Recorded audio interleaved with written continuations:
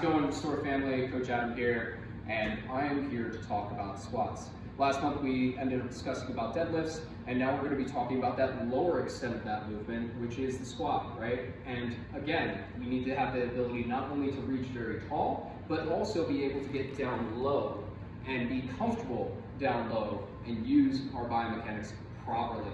So let's talk about a squat. Why do we care about being able to squat properly? Well, it's as simple as being able to go from sitting to standing. So this could be at home at the dinner table, it could be at the office, or even in the bathroom, right? Our ability to do that freely and capably is going to keep us healthy and happy for years to come, and we want to make sure to do so.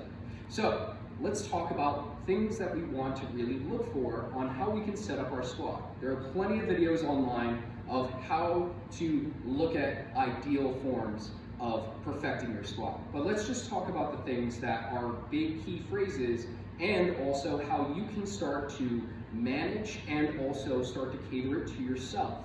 That's the big thing. These big bullet points are not cookie cutter. They're not meant for everyone. And so they get you in the ballpark, but they're not exactly perfect. How can we start to cater it to you so that it is perfect for you?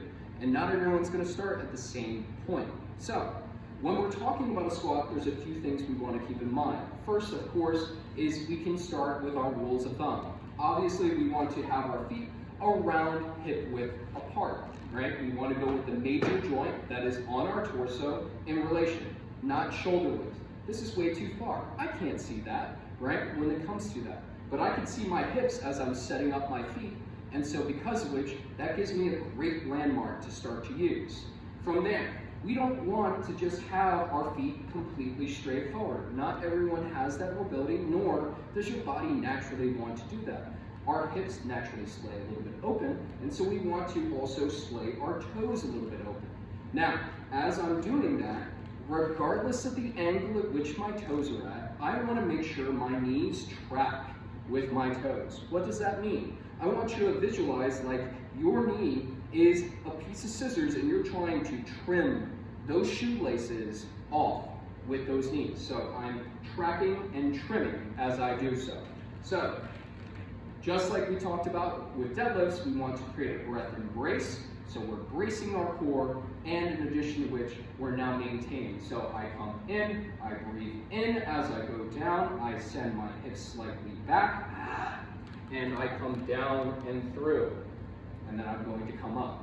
Now, not everybody's going to have a tush to ground squat. That's okay. But a manageable goal that most people can attain is, let's see about getting our thigh to parallel to ground. Now, I can do this in a few ways. Say I'm just starting and I'm getting into rehab. I can do just sit to stands. It could be as simple as now me setting up, I get that breath embrace, I use my arms to create a little bit of a counterbalance, especially for body weight. I send my hips back and I sit on down. Same thing when I'm ready to engage and go back up. I'm going to breathe in, I'm going to then push and breathe out as I exert force. All right, that allows us to engage our pelvic floor and use our pelvic floor properly as we're doing so. Now, what should I be doing with my foot? Notice I'm not up on the balls of my feet, nor am I just completely driving with the heel. I want to make sure that I'm creating a nice solid foundation. So all parts of my foot are on the ground, contacting the ground, and I'm pushing the ground away, as well as then breathing in and pulling the ground apart in between my feet. I like to think about a crumpled up bath mat. All of us have a bath mat at home, and what do? We don't just go down and grab it and move it with our arms. We use our feet. We press and we slide it apart. Same thing here. I'm pressing into the ground, and now I'm pulling that bath mat apart as I do this. Now, say for instance, I find myself in a way in which I can't feel my tush as I'm doing this. A slight bend forward is okay. We don't want to also have our chest collapse. So one thing that we can do, of course, is use a counterbalance.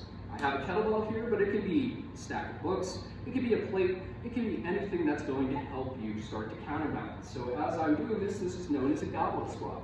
It allows me now to be a little bit more upright and engage my legs just that much more as I'm doing this movement.